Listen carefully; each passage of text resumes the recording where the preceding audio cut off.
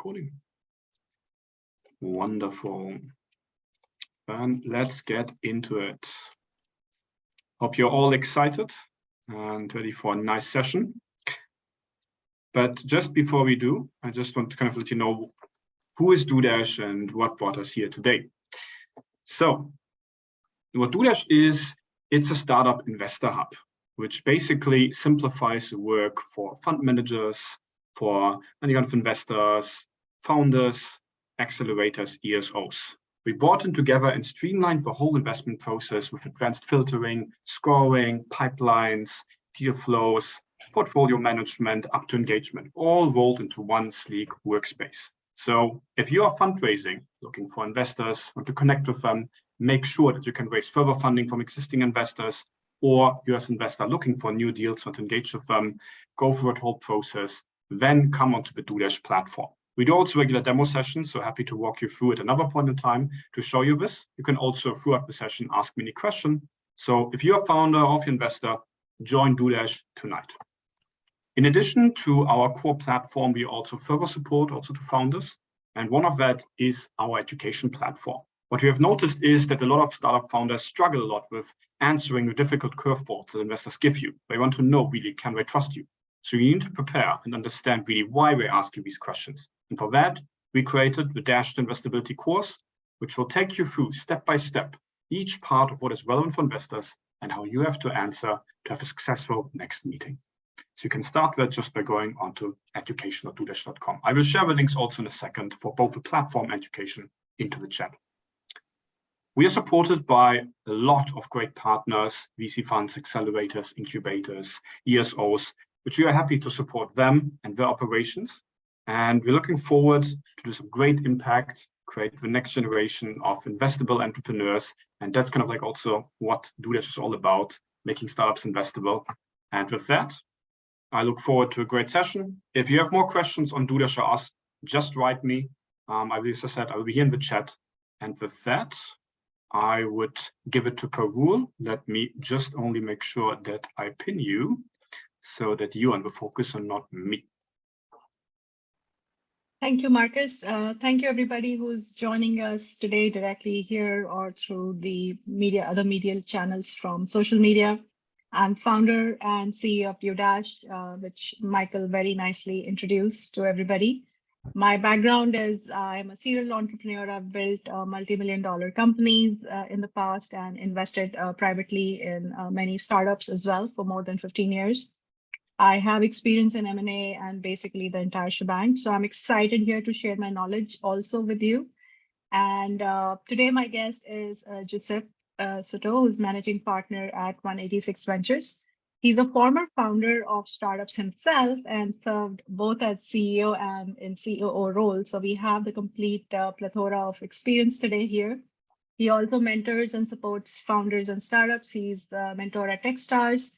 And a founder who has now turned as a VC, so switch to the other side of the table. I will now hand it over to Giuseppe to tell us more about himself and hear from him. Great, thank you, Parul, and thank you for having me today. So my background, I guess personally, I was the firstborn in my family here in the U.S. Most of my family still resides in Italy, but I grew up in a town just outside of Boston, basically my entire life, and went to school locally here in Boston my entire life. Shortly after my undergrad, started my first software company in the group video space. So the company was called FAM. We built multi-party video infrastructure that would essentially allow any group messaging vehicle, think group iMessage, to transform itself into a group FaceTime. So our consumer experiences powered that. We had north of 7 million users, built that company over the course of about 5 years. And then I sold that to DraftKings in Q2 of 2018. And I built that company alongside two amazing co-founders that I always say did the real work. Then during my time at DraftKings, I played roles on the product leadership team and thereafter on the strategy team leading up to the IPO. And that is when my good friend Julian and I started to angel invest together. And we, kind of through our founder networks and whatever else, founders would come to us or would be referred to us. And over the course of about 2.5 years, we invested in about 31 early stage all tech companies, and most of them at the pre-seed and seed stage, a couple of exceptions later stage. And following my time at DraftKings, so I continued to angel invest under the brand 186 Ventures with my good friend Julian, and then I joined one of our early angel investments, Python Technology, as their chief operating officer. I was there for a couple of years, helped them stand up a product organization, played a role on the board, did a bunch of other things. And then going into 2021, I decided to, just focus full time on investing with my good friend Julian. We institutionalized our brand 186 Ventures through the first vehicle, which is a $37 million pre-seed and seed fund.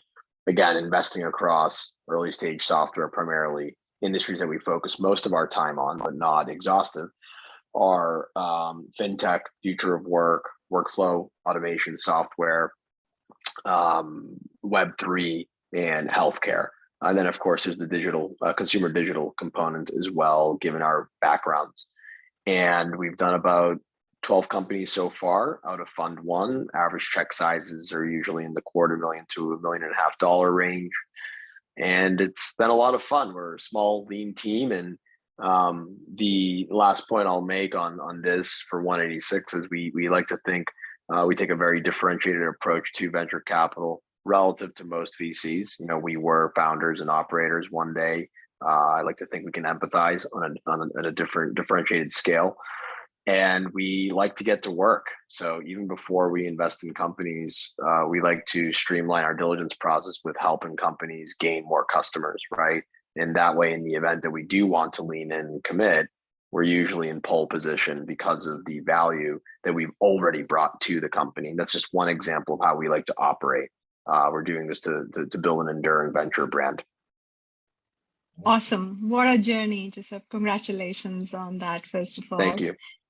It's been really insightful in terms of how you went about, right, from building businesses, getting exits and different type of exits, and then taking that initiative to become an investor in personal capacity, and now doing it in a more structured fashion as a fund. So what was that pivotal moment for you when you thought that I want to now set up this fund, and why is startup investing important for you personally? Sure. So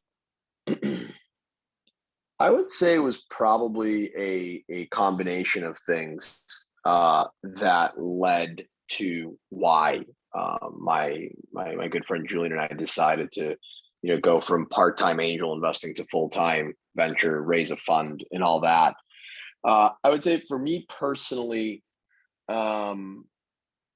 it was one, I started to recognize that there's it's a different level of endurance needed being an operator and a founder and that of an investor. Not that we don't work very hard at 186, but it's a different level of pressure where instead of having to become a domain expert in one domain, which is what you do as an operator or a founder, you get to really kind of spend time on multiple problem sets in any given month, any given year. And there's something, and there is something compelling about that. And I started to realize that about myself personally going into the spring of 21, or going into 21 in general, I should say, where, now that I started to kind of as an angel investor, although it was only, super part-time, I started to realize, wow, I'm having a lot of fun learning about new problem sets, going very deep. And I never looked at myself I always look at myself as a curious person, but not one that would enjoy going instead of a mile deep on something, let's say, a few meters deep on something. And that was the realization that then kept popping into my mind, especially during my work at Python at the time, which I loved, and I still, love the team there. I just started to realize, my energy levels are higher when working with entrepreneurs on the investor side. So that was something that really started to go deep in my head. And then separately, the track record. We found that as angel investors, less about the returns, because one, anyone can argue that over the last few years, with the exception of the last, let's say maybe 3 or 4 months, everything was up and to the right, but more so about how founders were talking about us.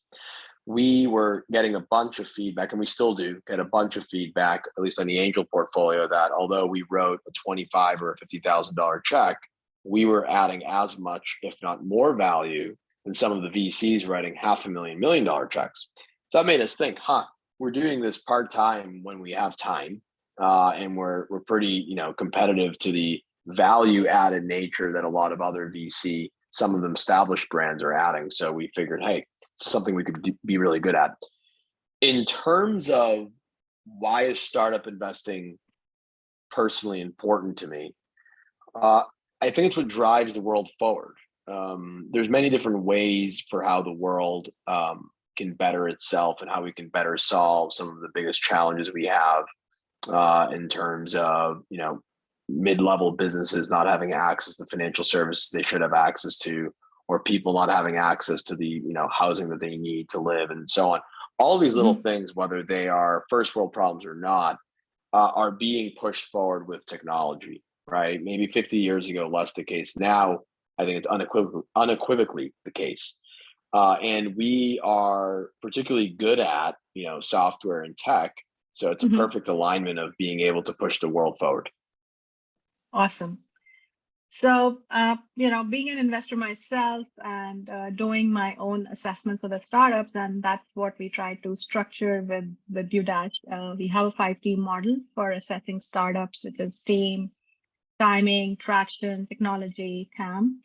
The key skills of a founding team are always there, and they are, critical traits which are important for make or break of any company.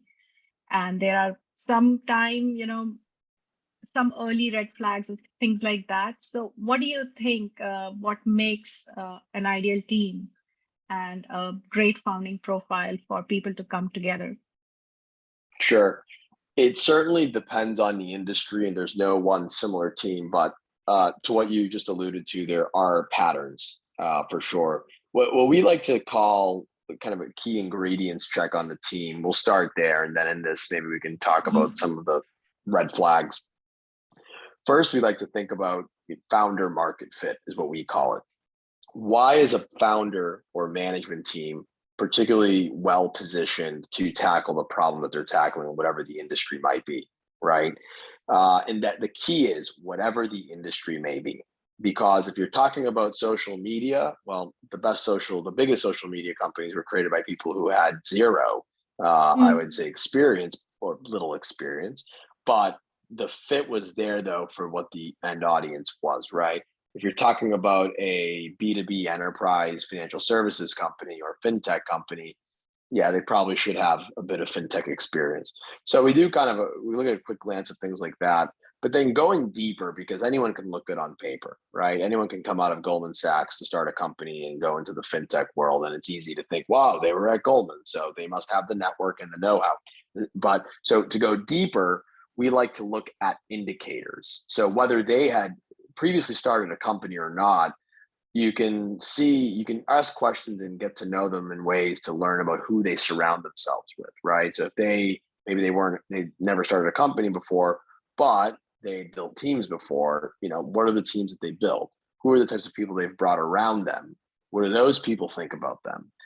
Because one thing that is very important to particularly the CEO of a startup is, have they demonstrated an ability to recruit people not only equipped for the job, but better than them?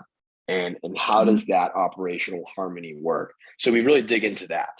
And it's harder when the founders are younger or have limited operating experience because, well, there are no indicators of that, but things around that, right? Because it's really about recruiting, being able to be a talent magnet.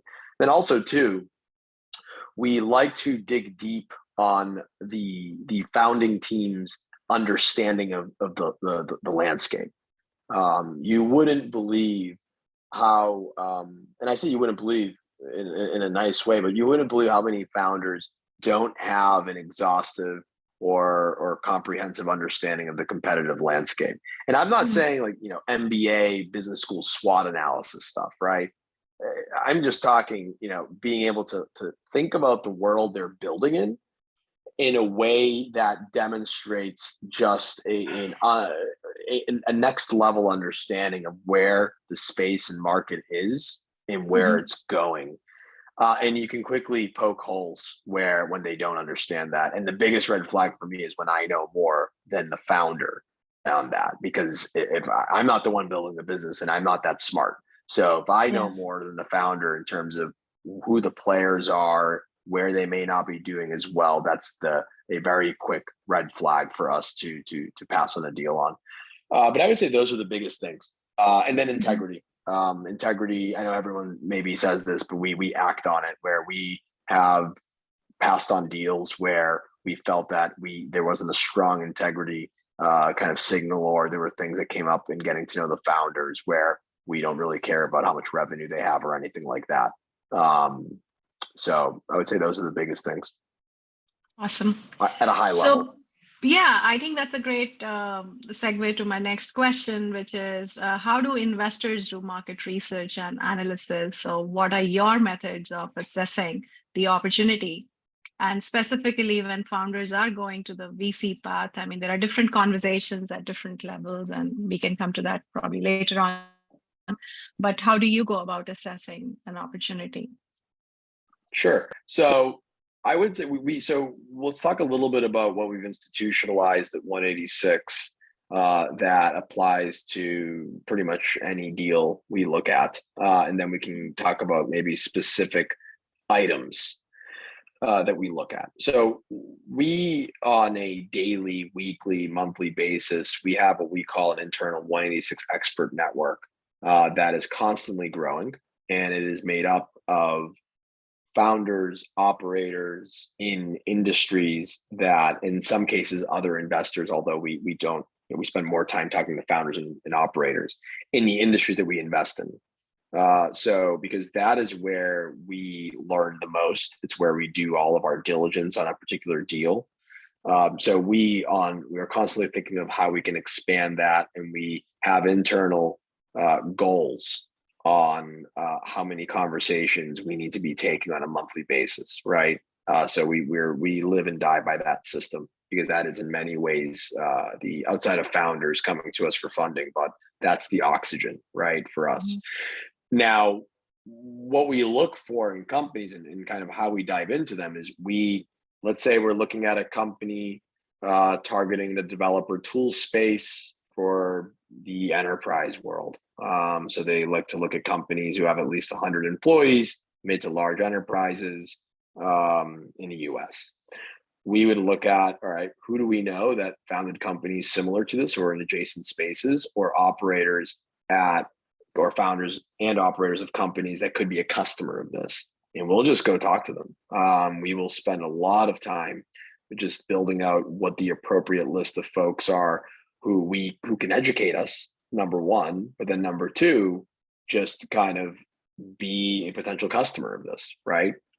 And that's usually, it kind of goes back to, in my introduction, it's a great way we like to add value in some cases where it works out, where we're not only talking to these people for diligence, but they may be customers.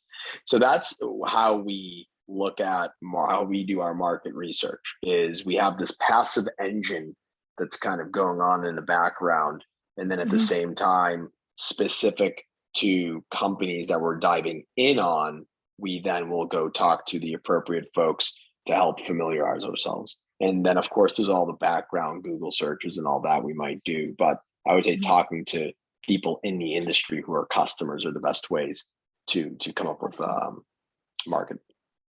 Great. Can you share some insights on startup valuations, and how does the due diligence vary for different stages of a company, from pre-seed to seed, Series A, and so on? Sure. So for us, it tends to be a bit more.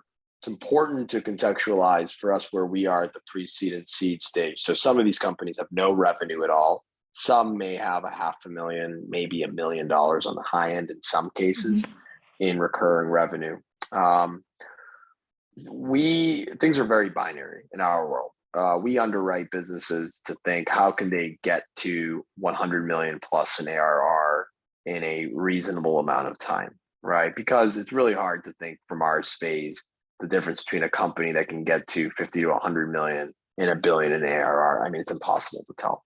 But if you can get to that escape velocity, the probability you break into that 100 million ARR, kind of level is much higher. So that's what we look for in a very simplistic, standpoint. Now, in order to drive the 50 to 100x per company returns we look for, of which, maybe if we're lucky, we'll have one, maybe two of those in a portfolio, right?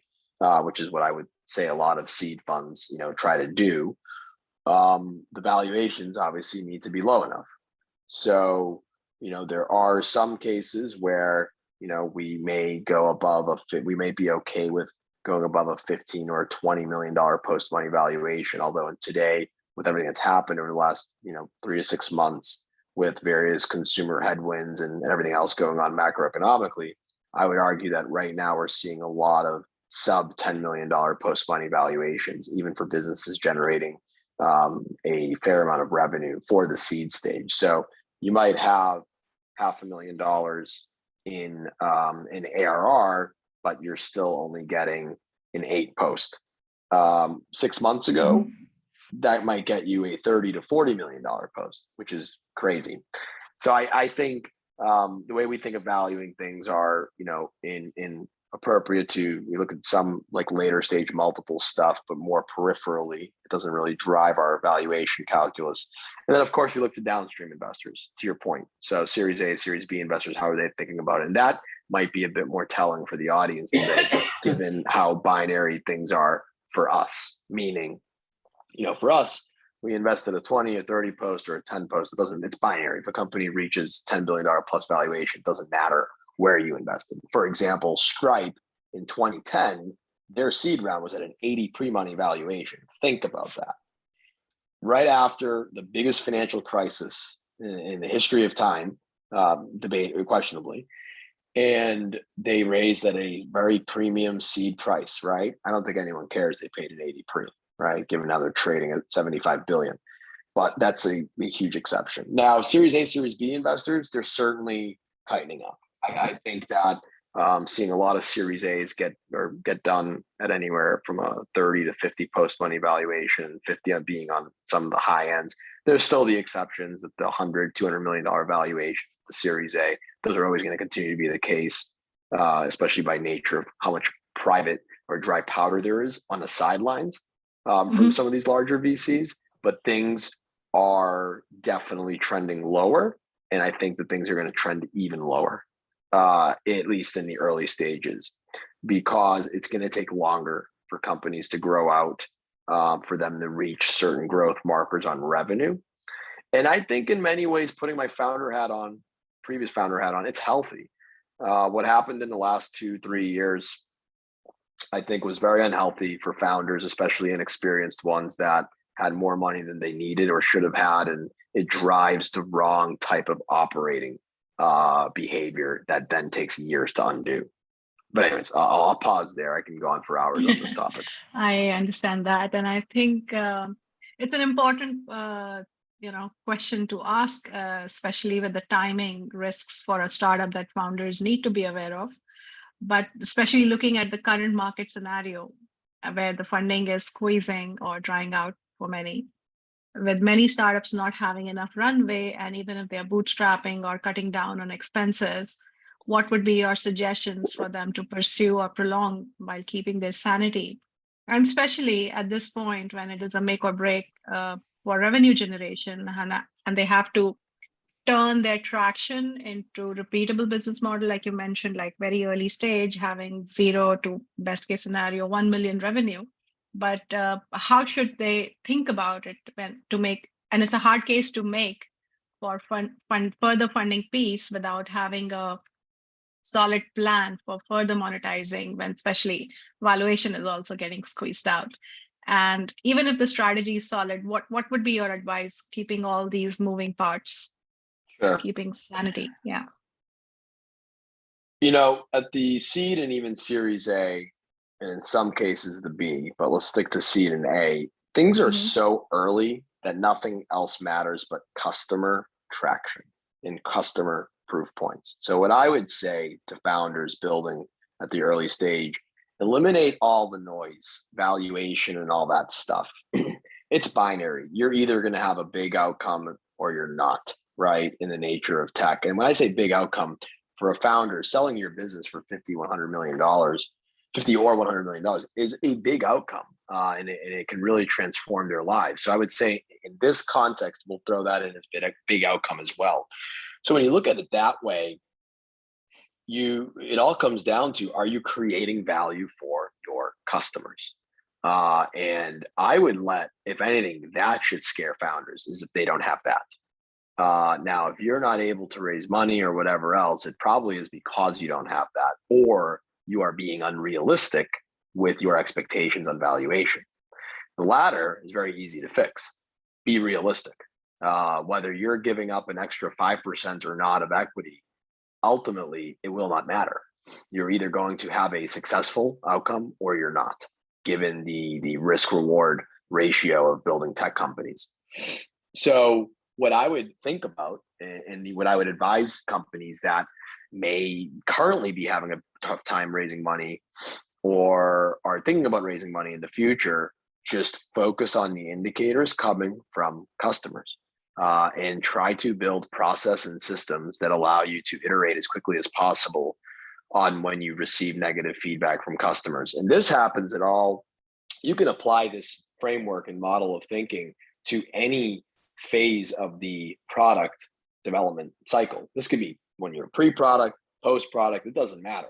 There's a customer in a loop at some point if you're building a rational business. Because VCs, at least the ones that I know that are good, they're just going to go talk to customers.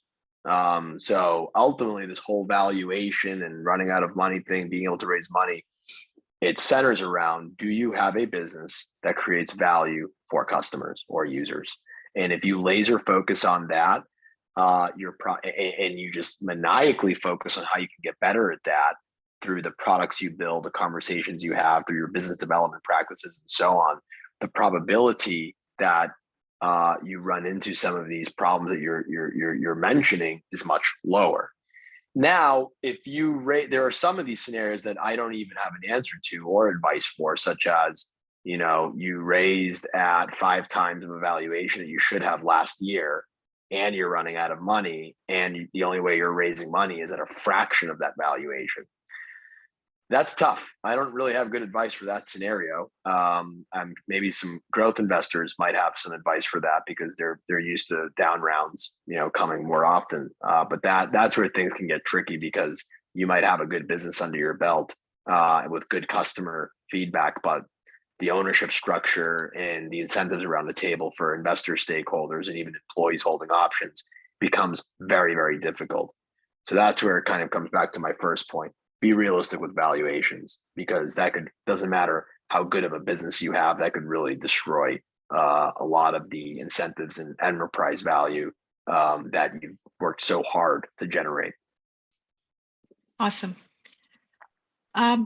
How should a founder transform a rejection into an opportunity to build a relationship with a fund or any investor that they've been talking to, especially in the current times when they'll be hearing possibly more no's than yeses? Sure. So I'm going to answer this one way, in a direct way and in an indirect way. Mm-hmm. The direct way is really ask pointed questions. They're uncomfortable questions to ask investors, especially ones that may give you a rejection, but you miss 100% of the shots you don't take. Just ask pointed questions on why they're passing. Be relentless about why they're passing. VCs love to give BS reasons for why they're passing. Why? Because they like to avoid conflict. The last thing you want is to have a disgruntled founder out there that thinks you were unfair to them or whatever else, right? So the point is good VCs will put the effort in to give constructive feedback, but it takes time. And a lot of VCs don't like to give time to founders that they passed on. We like to give time. So we give very constructive passes to all of our founders that we don't work with. Now, so as a founder, ask pointed questions. There's always a real reason. There's always a real reason, and you either got the real reason or you didn't. And I think if you get the real reason, the probability that you can build on an enduring relationship with that VC is much higher, right? In some cases, and this is going to dovetail into my indirect way of answering your question, in some cases, it's just not possible. That is where targeting the right VC is very, very important, because unless you are an exception company that every VC should look at, but again, let's not base the discussion on exceptions. Mm-hmm. You may be signing yourself up for just developing the wrong relationship before the pass even comes. It's very important to talk to the right profile investor and to ask the right questions early on, where you may find early on in the conversation before a pass even comes your way that it's just not the right fit VC, right? Give an example. You're building a consumer social product and you're talking to a VC and you ask, hey, what kind of traction do you, consumer social meaning like a mobile app like Facebook, right? Or Snapchat, whatever. And you ask, what do you look for? I like to look for certain meaningful amount of scale and a lot of growth. If you don't have that, you can try to develop all the relationship you want in the world. You will never get money from that VC until you have that. So it's very important to create the right profile and spend time in building relationships with the right investors, because sometimes the relationship will only get you so far, right? Because of some preconceived rules and they may have in their minds with when they like to get involved with certain companies. Gotcha. So on DueDash, we have a structured company profile, secure data room for startup founders, starting right from their one-pager pitch decks. And then if this is the right fit, then the engagement can be built from there. And startups can progressively share their business plan, other company documents, and they can also share monthly or quarterly investor updates right from the DueDash system altogether. So there is a complete ecosystem of investor relations right from one single system. And for investors, they receive right from deal flow through due diligence with their team and portfolio management in the system. So the startups out here, just go ahead and set up your free fundraising profile, and investors can just simply register and access deal flow and perform due diligence and potentially track portfolio if your companies are there. So from a due diligence standpoint, Giuseppe, do you have like a checklist or a bunch of questions that you ask or rate? A lot of people say team, product market fit, and you said that as well. And I would like to know from you, what do you consider what's important for yourself personally and 186 Ventures as well? And what are the triggers for investment decisions for very early stage companies, especially you're betting on founders who are zero revenue, great ideas, great teams, and good opportunity? Sure. So I would say there are some that are universal across all the companies that we look at, regardless of industry, and then there's some that are universal.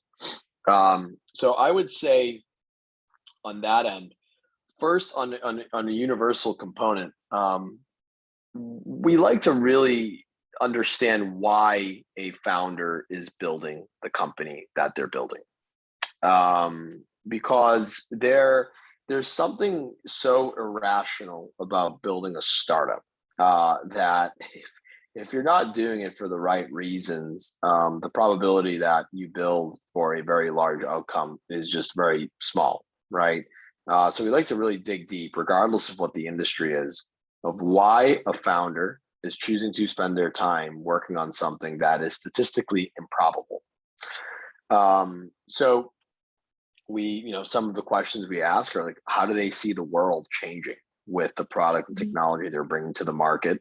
And how, how are they doing it in a way that's so differentiated that, with proof points to support their argument? Are they doing it where current incumbents aren't able to do it in the way that they're doing it? Then I would say, some of it's specific to the industry, right? So if we're looking at enterprise SaaS, we like to look at, what's the net revenue retention look like, for example. That's an important quality for us. We like to look at, is there any concentration risk within their customer pool? Is all of their revenue premised on, one or two big customers, or is it, evenly spread out where, there's attrition risk isn't that meaningful. We also like to look for unit economics and cost effectiveness. So not necessarily EBITDA to start or profit to start, but we like to kind of, think about, is this on a trajectory to be a sustainable business model, right? Or is it something that can just flake out from a profit standpoint and really not be sustainable where, when you hit capital market headwinds like we're hitting today, you're then going to get wiped out. And then in terms of, so it really is depending on the industry, what types of questions we like to dive in on that, on some part of it, and some part of it, there are universal ones. Now, if we talk about what drives decision in our world, there's no, I would say, turnkey way of doing it. For us, every deal is different. Every deal has different decision points. But I would say customer conviction and whether the team possesses certain qualities that we like to see in founders, like they're building the company for the right reasons. Like they're really thinking about things in a way where they're obsessed with the problem and they want to change the world, and the actions show it, right? That's the key, the actions. A lot of people will say the right things, but then when you compare it with their actions, not so much the case, right? So you want to change the world of media, but you vacation half the year. Well, you're not really doing it the right way, right? You're not really you're probably not setting yourself up to change the world. So there's that component, which is very binary, and we can usually weed that out within the first, maybe 2 or 3 conversations with founders. And then the customer conviction. If we feel as if, or the metrics are at a point where the company can benefit from using capital to grow at a steep enough trajectory from there, we'll then usually get involved. And again, that really depends on what your key metrics are. It vastly differs. Yeah, I think that's a very important point that startups need to think about today with the sensitive markets, the impact that impacts also their CAC and LTV and revenues, and staying competitive in general. And while balancing all these variables and building the next disruptive company for an ideal team, how would you kind of think about that from a go-to-market strategy for those startups, and especially emerging startups they should consider? So how do they think about building out a team depending on the industry, to be clear? So the markets are sensitive, and the go-to-market strategy has changed from what it was, because the behaviors are changing, and they have changed quite a lot. And the LTVs, the CACs, and the revenues, they have all been impacted continuously in the last 3 years. We've seen a lot of ups and downs. So what are your suggestions to the companies in general to keep all these variables in balance? Because I don't think the parameters are the same anymore. Yeah, no, you're right. I like to think of this as preventative. What do I mean by that? I think there are certain mechanics, of course, that matter, where you want a certain CAC to LTV ratio, whether it be 3 to 1 or whatever else, or 1 to 3 in that case, and all that, and you want to make sure you're hiring the right people and all that, and you're not overspending or whatever else. But setting all that aside, which is really human error, you can fix those things very easily overnight, and I'm not going to spend time on those things because they're really simple. I think it's worth talking about, and this actually goes into what we look for in companies. Is the business model sustainable, and where are the proof points to show it? I'll give an example. If you are building a consumer mobile application and all of your, or majority of your growth stems from advertising spend, you're setting yourself up for disaster, because the moment that cost of capital goes up, like right now, or the moment new entrants come in that can do the same thing, You might think you have the best marketing person. There's better Mhm. marketing people out there. You're going to be toast. Now, if you focus on organic traffic, and it's hard to get organic traffic, I'm not, by no means am I trying to discount the difficulty of it, but if you work hard and put in the time to build the brand, do all of the experimentation needed on LinkedIn, on Google, it's very tedious. No one wants to do it, but that is how you build organic traffic. It doesn't matter if your marketing budget is 0 or 10 million, you're going to have a user base until when times are tough. So it really goes back to make sure if you raise money or you build a company based on how, capital intensive business, that you are spending the money only when you figured out the organic component of things, because then when the moment gets tough, it's going to be really hard to correct that mistake. Too many times people think that, oh, I'll just, build a user base with money. But then what happens, to your point, is the moment things get tough and you can't sustain it, then you're in trouble. Awesome. So I'm going to ask you some quick rapid fire questions, and your answers should be in short sentences. And then we'll go over the audience questions. You ready? Yes. So give us an example of great 1-minute introduction that should contain the elements that you've been talking. And when the founders reach out to you and they have to introduce themselves to you, what should be that 1-minute pitch should look like? Sure. Why they're uniquely positioned to be working on the problem relative to everyone else, because the chances are someone else has the same exact idea, is nearly 100%. Why they need capital, and why they can't do what they're doing without capital, right? They don't have to say why they can't do it, but why do they need capital? Going back to the example we were just talking about, you need capital to advertise your mobile app. That's not a real reason, right? Because you can just do things to grow traffic without capital. And what proof points you have. It doesn't have to be that you launched the product already, but what proof points do you have that are highly differentiated, that speak to why we should prioritize your deal for capital in the short term and not the long term, right? Because we like to focus on companies that are ready for growth today. It's just the nature of our business as VCs. Cool. So what are some of the latest trends and technologies that you're watching and feel strongly about? Embedded fintech for sure. So I strongly believe in a future, and this kind of intertwines with the Web3 crypto world. But I do believe in a future where every business will offer financial services. And we're already starting to see that with a lot of the embedded fintechs being built. Again, some of them within crypto, some of them not. And another trend that we see is workflow automation. Has a long way to go. There's some, early winners in UiPath and so on, but we still have a very long way to go to making the workplace more efficient. There's a lot of clunky developer tools that have come into play over the last 10 years that now make it very difficult for teams to manage. Gotcha. So share one of the craziest idea that was ever pitched to you.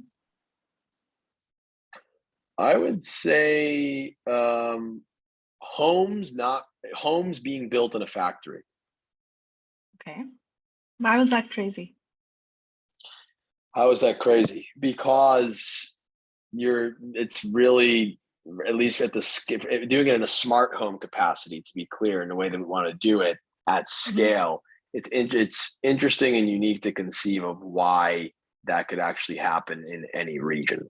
So it was the way that they were doing it was pretty interesting, and it caught me off guard. Okay. Who is your childhood inspiration? I would say there were different phases for sure, but I always admired Bill Gates, I would say, not because of the wealth he generated, but being someone who grew up, being technical and so on.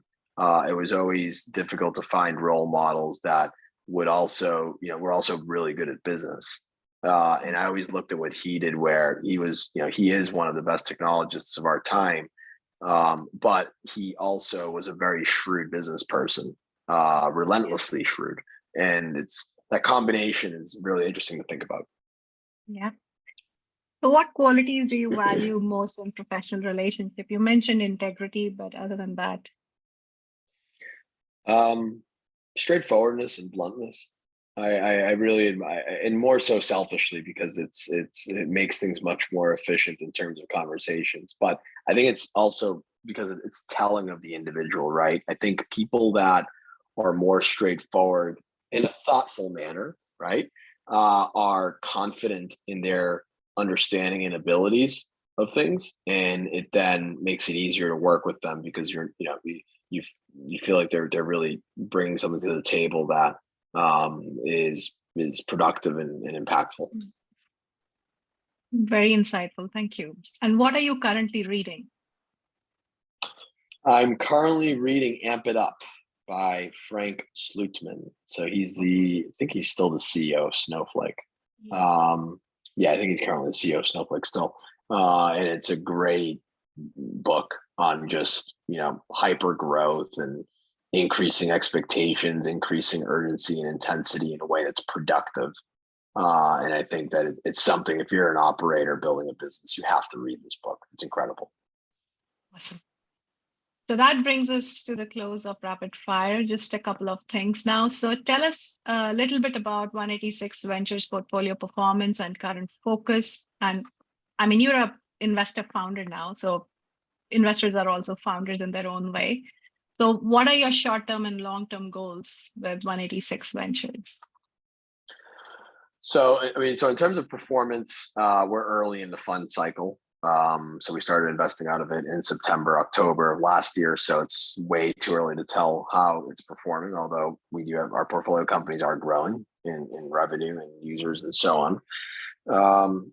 And then, in terms of short to long term, I think we want to continue to back the best founders. And we're certainly working hard to develop the right relationships, but at the same time to pick the right companies and partner with companies that we can be helpful. So the long-term strategy is taking that short-term model and making it scalable and institutionalizing various things at our firm that will allow us to offer the same level of quality experience for founders, the same level of quality diligence, making sure that we're checking right boxes, and that we're also getting involved with the right investors on our end, because we have investors just like companies have investors. Startups have investors, and thinking about who the right people to partner with as we grow the firm is also very important.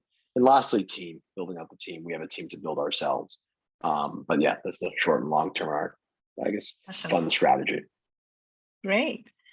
So Giuseppe, if you were to give one piece of advice to young Giuseppe, what would that advice be? Take big shots sooner.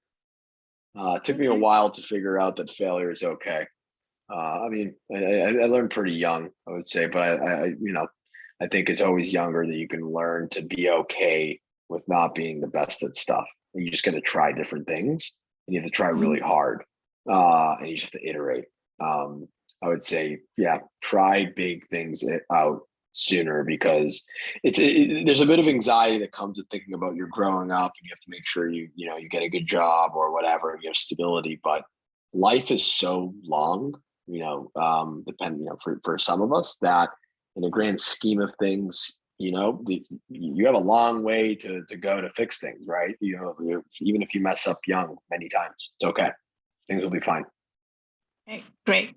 We're going to take audience questions because of the paucity of time. We'll just take a bunch of them here. So there was a question from a very early stage founder. She's asking, what are some of the tips or advice that you will give to a startup at an ideation stage? Test things out quickly. So you will always convince yourself that you need to build the best quality product before you bring it to market and before customers see it, because first impression matters. Customers, they don't have a memory. You just need to test things out. Get it out there, whether it be in the form of a very simple web page that you can spin up in a weekend, in half of a day, or think of even just a form of questions. There's always lightweight ways you can validate or invalidate a business thesis. And you'll always think that there's no way you can do it. There's always a way you can do it. Try to just get to market as quickly as possible and get customer feedback in the door sooner than later. Great. There's another question about how do you think about operationalizing and scaling networking value add approach? I'm not sure. I'm assuming that means, I think that was asked earlier when I was talking about the 186 expert network. We have it's just kind of old fashioned networking. I mean, I think you need, the prerequisite is you need a quality base. We're pretty fortunate where our base comes from our years of whether being a founder or operator at a high growth tech company or the investors that we rubbed elbows with and being plugged into the startup community. And then now we just have process in place that allows us to grow all that stuff out and make sure that we institutionalize it well and so on. So it's really just thinking of old-fashioned networking process and just doing it over and over again. Okay. Then there is a question around safe notes. Is it feasible to raise 2 to 4 million via safe notes? Yes. I mean, I've seen companies raise 10 million on safes. Okay. And is it like the stage of the company that they are in with which they can raise that much money?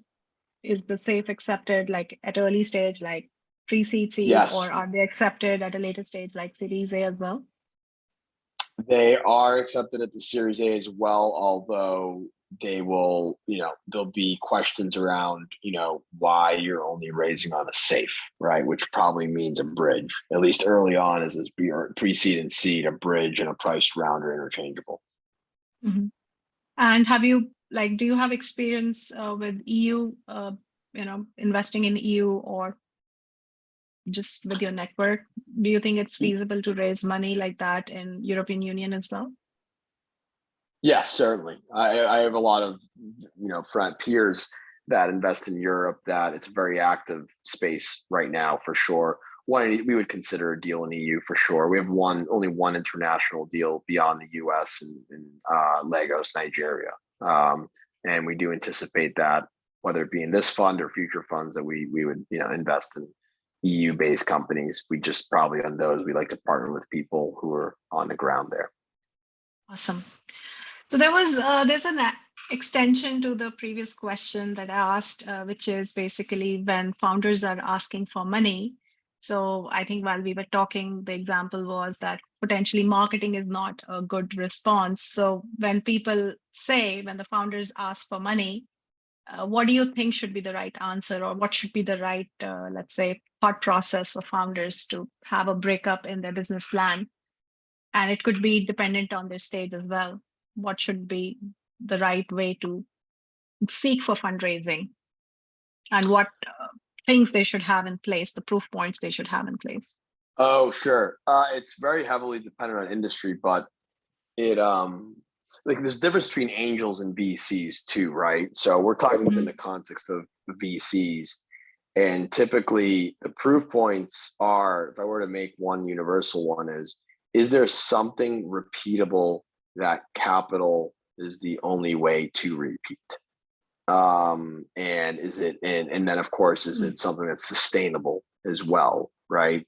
And it goes back to the example of, if you're just raising money for marketing, is it, do you already have a healthy, organic proof point of why people would use the product anyways, right? And retention, proof points of retention, regardless of industry, are huge too, and necessary. I think the sustainability, the growth aspects of the overall business, I think that's the key takeaway, and not just throwing money on marketing. And if you are, like the example was that if your marketing is focused on advertisement, and if you take away that money, then you don't have organic growth. So those were the checks and balances that the founders should think about. So that was just an example, not isolated, that don't have the money for, if you're building those skills yourself, and if you need to buy certain tools or do certain activities on that makes sense. So just have the right balance in your thought process. I think that's what the key message is here. Yes, so you're right. Another question here is, you mentioned that you have a mentor network, and Are they like similar kind of mentors for pre-seed and seed stage companies? And why did you think of going to them? And what kind of problems do they solve for the founders? So so I think we're talking about the expert network for 186, not my mentors. Okay, yeah. So I mean, they are usually founders of these tech companies or senior executives at these tech companies. So I think stage-wise, they're not the same, but they're all at a certain level where their feedback and input is informed. We go to them for diligence purposes, mainly and to learn about different markets and industries. And then, of course, see if we can be helpful to them. And then problems that we bring to them, it centers around the business itself. Like why would if they would use a particular product and so on. Sure. So I think if you are a founder and if the question was asked from that standpoint, you can always go to mentors for any problem that you're having, whether it's a product problem or you need to get more growth and you're trying to validate your strategy. You can just bounce that with them, have them as a sounding board. They'll give you the piece of advice and they will even help you with your pitch decks, what have you. So all the puzzle pieces that you have while building your startup, it depends where your problem is, and seek mentorship. And it's really, people are out there willing to help in their time, and just be respectful of that time and make sure that you have done your homework, you provided the input so that you can make the most of that time as well. So I hope that would be useful. There's another question. There are a couple of questions that have come in, if that's okay, just if we'll take a couple of more minutes. Sure. Yeah, no problem. So there's a question that how much will a partnership with a key company in the US with the 1.5 billion records and millions of users increase their valuation? There are millions of users, potentially their users as well. So potentially there's an overlap and they just need to make sure that they convert them right. And how much partnership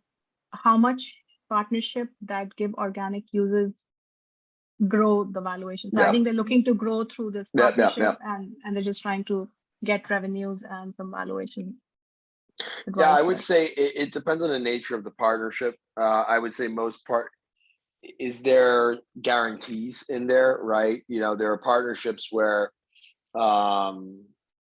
I'll give you an old example because we were talking about Bill Gates. If you're talking about the Microsoft partnership, right? Once upon a time, they brokered a deal with IBM where every single IBM computer would ship with a copy of Windows and it'd be an automatic sale.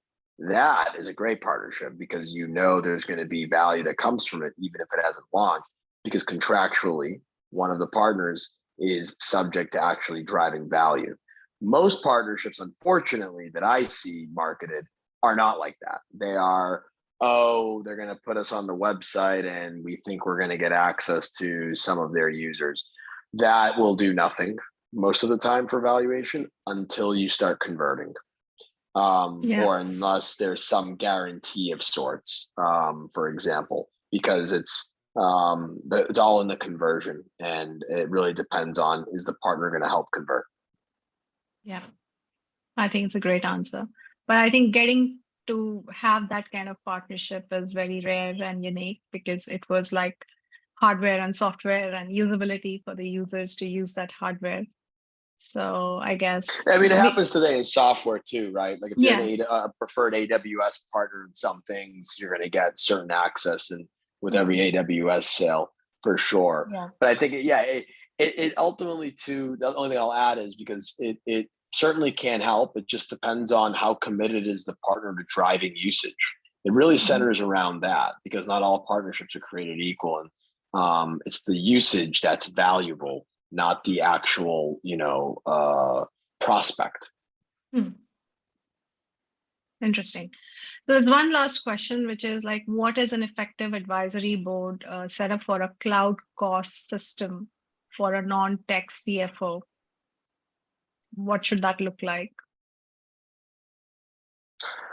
Would have to know more about the current management team's background, but without knowing anything, I mean, I would say probably having an advisor that has, dealt with digital accounting systems, of course, an advisor that has dealt with even, selling even prior stage cost systems into large enterprises so that you understand and always have access to folks that know what it's like to sell into that particular sector or industry. And then if I always recommend for any tech company, you need a tech advisor, right? Not for the technology, but more so for building a tech company. Right. Yeah, that's very, very useful and helpful. Yes, absolutely. So Joseph, it's been fun talking to you. I know you Likewise. are on DueDash platform, but when founders reach out to you, what should they consider? And I know that you'll be able to find some amazing startups on DueDash, and looking forward to your engagement there. Yeah, for sure. I'm excited to be on the DueDash platform, and look forward to seeing some of the great companies on there. Awesome. Thank you. Thank you so much. Thank you, And Parul. thank you, Take everybody and thanks everybody who joined us from different parts of the world. Thank you, everyone. We do this event every month, so looking forward to seeing most of you again next month. Thank you. Thank you.